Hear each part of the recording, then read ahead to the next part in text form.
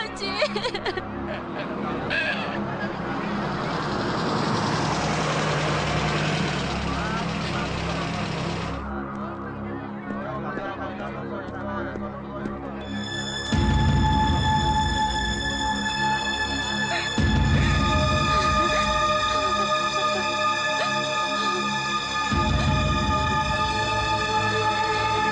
ಅಯ್ಯೋ ಪಾಪ ಈಗೇನಮ್ಮ ಮಾಡೋದು?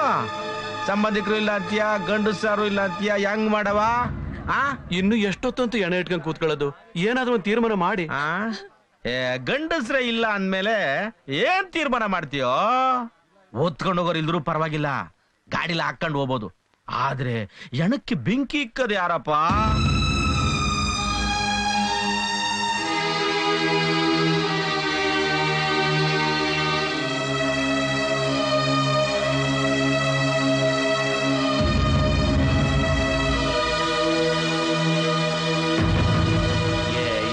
ಅಂತ ಹಿಂಗೆ ಚರ್ಚೆ ಮಾಡ್ತಾ ಕೂತೀರಾ? ಯಾವ್ದಾರು ಒಂದ್ ತೀರ್ಮಾನಕ್ಕೆ ಬನ್ನಿ. ಪಾಪ ಇರೋಳೊಬ್ಳು ಮೊಮ್ಮಗಳು, ಹೆಣ್ಣೆಂಗ್ಸು ಬೆಂಕಿ ಕೊಡಂಗಿಲ್ಲ. ಸಂಬಂಧದಲ್ಲಿ ಯಾರು ಗಂಡಸ್ರೇ ಇಲ್ವಲ್ಲ? ಯಾಕೆ ನೀವ್ ಯಾರು ಗಂಡಸ್ರಲ್ವಾ? ಸತ್ತೋರ್ಗ್ ಬೆಂಕಿ ಇಡೋ ಗಂಡಸಾದ್ರೇನು ಹೆಂಗಸಾದ್ರೇನು ಸಂಸ್ಕಾರ ಆಗ್ಬೇಕಷ್ಟೇ. ಅದನ್ ಬಿಟ್ಟು ಜಾತಿ ಕುಲ ಗಂಡಸು ಹೆಂಗಸು ಸಂಬಂಧ ಸುಡ್ಗಾಡುವಂತ ಹೆಣ ಇಟ್ಕೊಂಡು ಚರ್ಚೆ ಮಾಡ್ತಿದ್ದೀರಲ್ಲ, ನಿಮಗ್ ಸ್ವಲ್ಪನಾದ್ರೂ ಹೃದಯ ಅನ್ನೋದಿದ್ಯಾ? ಬೆಂಕಿ ನಾನು ಇಡ್ತೀನಿ, ಹೆಣ ಎತ್ತಿ ಬನ್ನಿ. ಅದೇಂಗ ಸಾಧ್ಯ? ನಿನಗೆ ಸಂಸ್ಕಾರ ಸಂಪ್ರದಾಯ ಇಲ್ಲದೆ ಇರ್ಬೋದು, ಆದ್ರೆ ಊರಿಗಿದೆ. ಸಂಬಂಧದ ಕನೆಕ್ಷನ್ ಇಲ್ದಿರಲ್ಲ, ಹಂಗಿಲ್ಲ ಏನಕ್ಕೆ ಬೆಂಕಿನ ಕಾಯಕಿಲ್ಲ.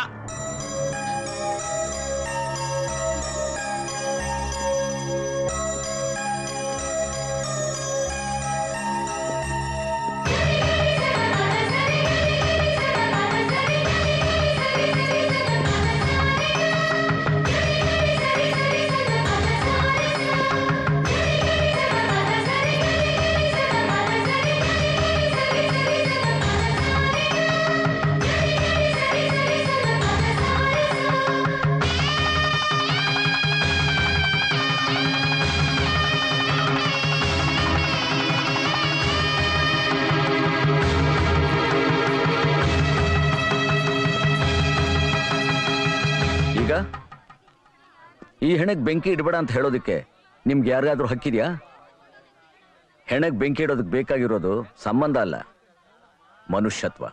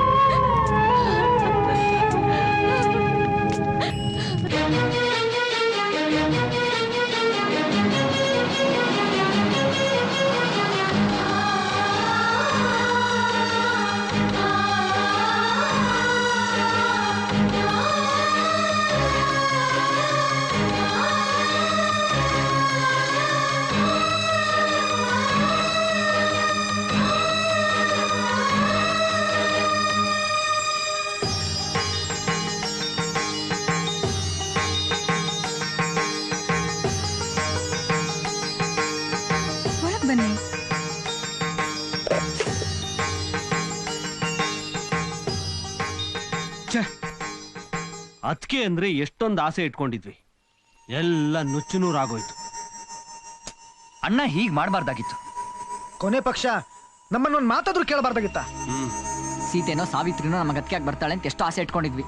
ಸರಿಯಾಗಿರೋ ಶೂರ್ಪಣಕಿಂದ ಬಂದು ಸೇರ್ಕೊಂಡಿದ್ದಾಳೆ. ಇನ್ನೀ ಮನೆಗೆ ಅದೇನೇನ್ ಕಾದಿದ್ಯೋ ಯಾರು ಗೊತ್ತು.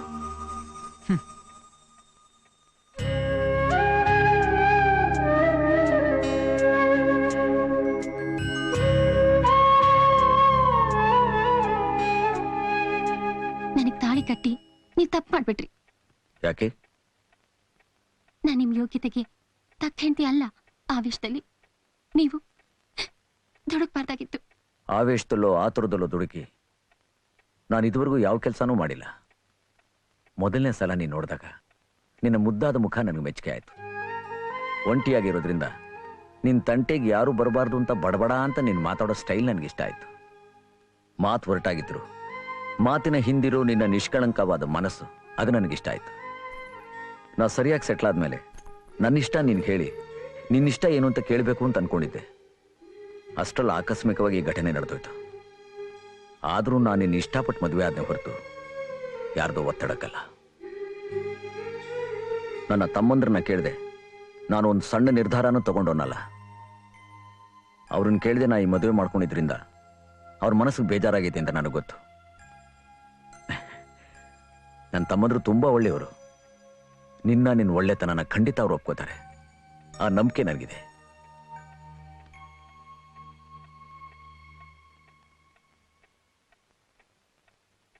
ನಾನು ನಿನ್ ಕೇಳಲೇ ಇಲ್ಲ.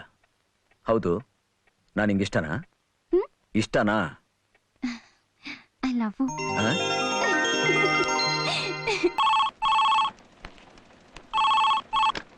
ಹಲೋ, ಹೌದು, ನಾ ರಾಮಣ್ಣ.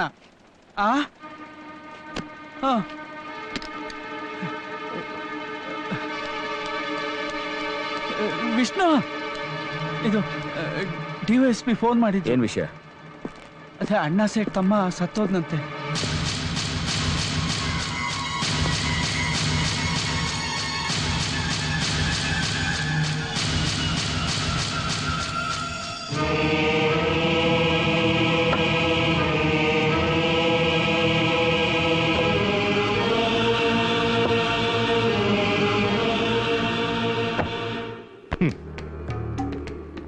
ನಿನ್ ತಮ್ಮನ್ ತಲೆಗೆ ಅಕ್ಷತೆ ಹಾಕ್ತೀಯ ಅಂದ್ಕೊಂಡಿದ್ದೆ, ಆದ್ರೆ ಅವನ ಬಾಯಿಗೆ ಅಕ್ಕಿ ಕಾಳು ಹಾಕೋ ಹಾಗಾಗೋಯ್ತು.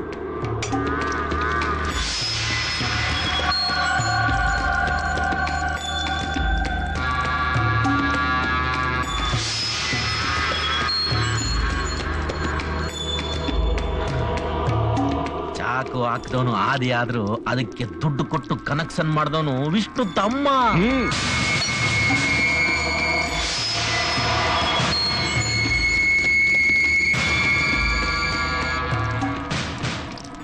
ನಿನ್ ತಮ್ಮ ಇಲ್ಲ ಅಂದ್ಮೇಲೆ ಅವನು ಇರಬಾರ್ದು. ಹಾ,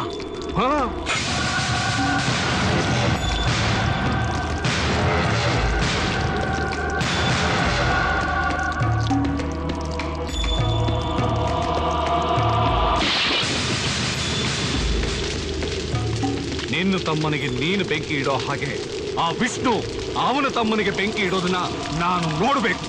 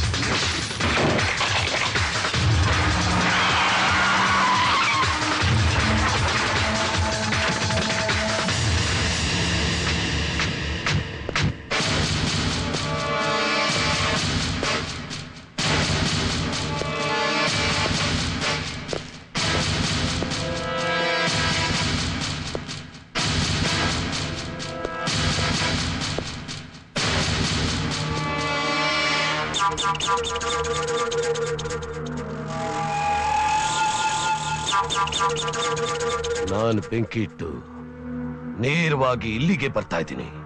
ಯಾಕೊತ್ತಾ? ನಿನ್ ತಮ್ಮನಿಗೋಸ್ಕರ. ನಿನ್ ತಮ್ಮನೇ ನನ್ ತಮ್ಮನ ಕೊಲೆ ಮಾಡಿಸಿದ್ದು. ನಿನ್ ತಮ್ಮನ ಪ್ರಾಣ ನನಗ್ ಬೇಕು. ನಿನಗಾಗಿರೋ ನಷ್ಟ ಏನು ಅಂತ ನನಗೆ ಗೊತ್ತು, ಆದ್ರೆ ಸಾವಿಗೆ ಸಾವೇ ಪರಿಹಾರ ಅಲ್ಲ. ಅದೊಂದು ಹುಡುಗಾಟದಲ್ಲಾಗಿರೋ ಅನಾಹುತ. ದಯವಿಟ್ಟು ಅದನ್ನ ಮರ್ತ್ಬಿಡು. ನಾವು ಸೇಡನ್ನ ಮರೆಯೋದು, ಹೇಡಿಗಳನ್ನ ನೆನೆಯೋದು ಈ ಅಣ್ಣ ಶೇಟ್ ರಕ್ತದಲ್ಲಿ ಬಂದಿಲ್ಲ. ನನಗೆ ನಿನ್ ತಮ್ಮ ಬೇಕು, ಅವನ್ ಪ್ರಾಣ ಬೇಕು, ಅವನ್ ಪ್ರಾಣ ಬೇಕು.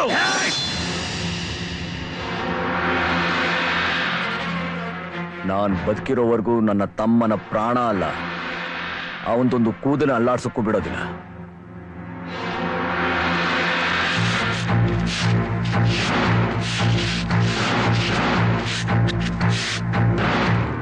ಈ ಗೆರೆ ದಾಟ್ ಬಂದ್ರೆ ನಿನ್ನ ತಮ್ಮನ ಸಮಾಧಿ ಪಕ್ಕದಲ್ಲೇ ನಿನ್ನ ಸಮಾಧಿ ತೋಡ್ಬೇಕಾಗತ್ತೆ. ನಾನ್ ಯಾರ ದಾರಿಗೂ ಅಡ್ಡ ಬರೋದಿಲ್ಲ. ನನ್ನ ದಾರಿಗೆ ಯಾರಾದ್ರೂ ಅಡ್ಡ ಬಂದ್ರೆ ಅವ್ರನ್ನ ಅಡ್ಡಡ್ಡ ಮಲಗಿಸೋವರೆಗೂ ಬಿಡೋದಿಲ್ಲ. ನಿನಗೆ ದಮ್ಮಿದ್ರೆ ಈ ಗೆರೆ ದಾಟ್ಬಾ, ನಿನಗ್ ತಾಕತ್ತಿದ್ರೆ ಈ ಗೆರೆ ದಾಟ್ ಬಾ.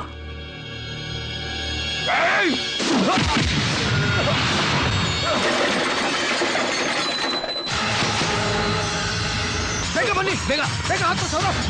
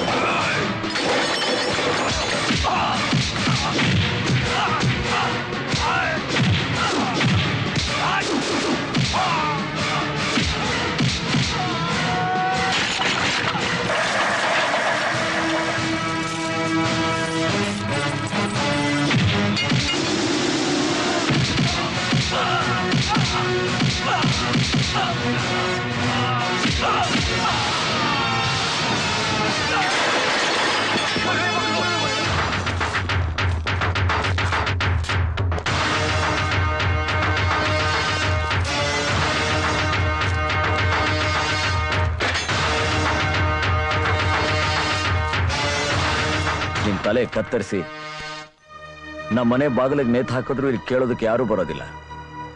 ಆದ್ರೆ ಕೊಲೆ, ಹಿಂಸೆ, ರಕ್ತಪಾತದಲ್ಲಿ ನಂಗೆ ನಂಬಿಕೆ ಇಲ್ಲ.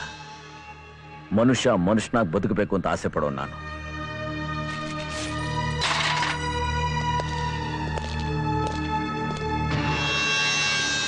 ನೀನ್ ಒಳ್ಳೆಯವನಾದ್ರೆ ನಾವು ತುಂಬಾ ಒಳ್ಳೆಯವರು. ನೀನ್ ಕೆಟ್ಟವನಾದ್ರೆ ನಾವು ಮೃಗ. ನಮ್ಮನ್ನು ಕೆಟ್ಟವರಾಗಿ ಮಾಡ್ಬೇಡ.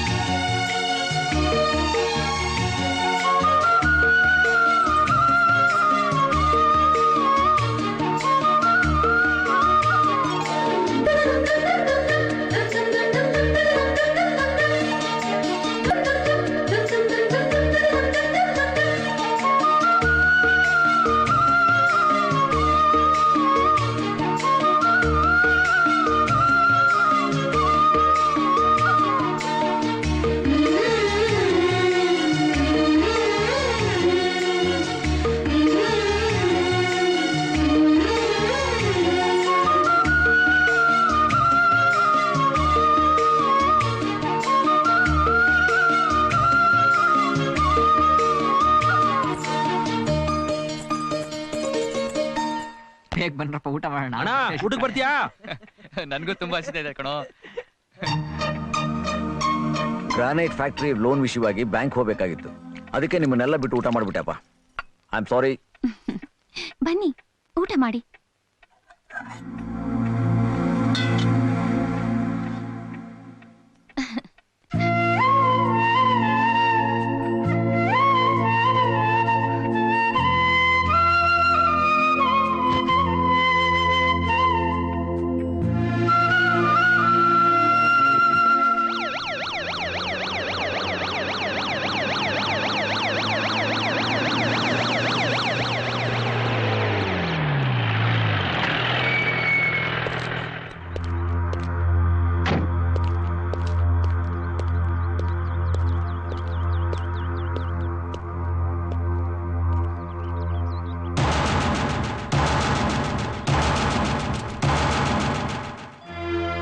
ಇವತ್ತು ಆದಿ ಕೋರ್ಟ್ ಇದೆ, ಬೇಲ್ ಸಿಗೋ ಚಾನ್ಸಸ್ ಇಲ್ಲ. ಗೌರಿ ನೋಡ್ಬೇಕು ಅಂತ ಆಸೆ ಪಟ್ಟೆ, ಅದಕ್ಕೆ ಕರ್ಕೊಂಡ್ ಬಂದಿದ್ದಾರೆ.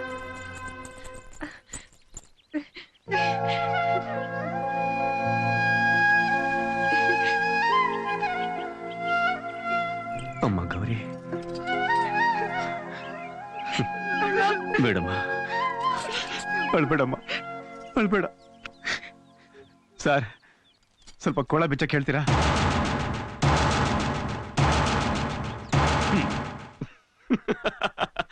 ಧೈರ್ಯವಾಗಿ ಬಿಚ್ಚಕ್ಕೆ ಹೇಳಿ ಸರ್.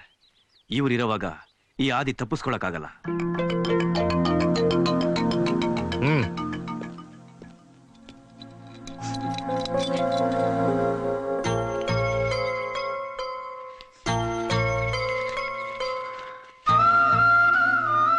ತಗೊಳಮ್ಮ.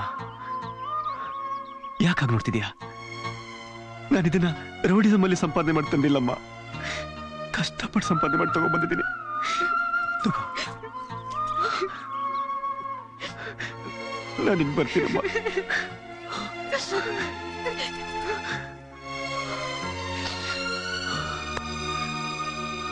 ನಿಮ್ಮನ್ನೆಲ್ಲ ನೋಡ್ತಾ ಇದ್ರೆ ನನಗೆ ಹೊಟ್ಟೆ ಉರಿತಾ ಇದೆ ಸರ್.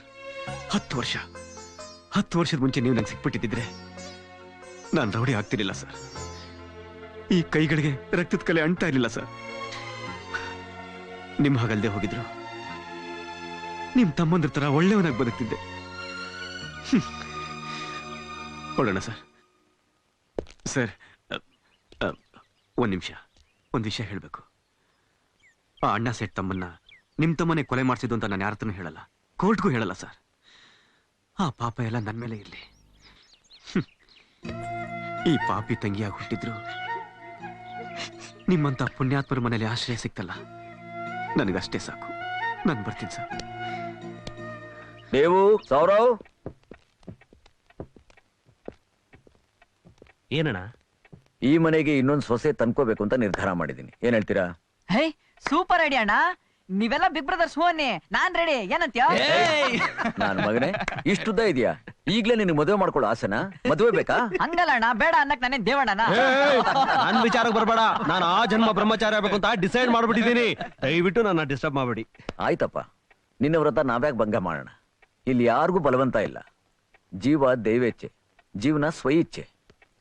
ಗೌರಿನ ಈ ಮನೆ ಸೊಸೆ ಮಾಡ್ಕೋಬೇಕು ಅಂತ ನಿರ್ಧಾರ ಮಾಡಿದ್ದೀನಿ. ಸೌರವ್, ಗೌರಿನ ಮದುವೆ ಮಾಡ್ಕೊಳಕ್ ನಿನ್ಗೆ ಇಷ್ಟನಾ?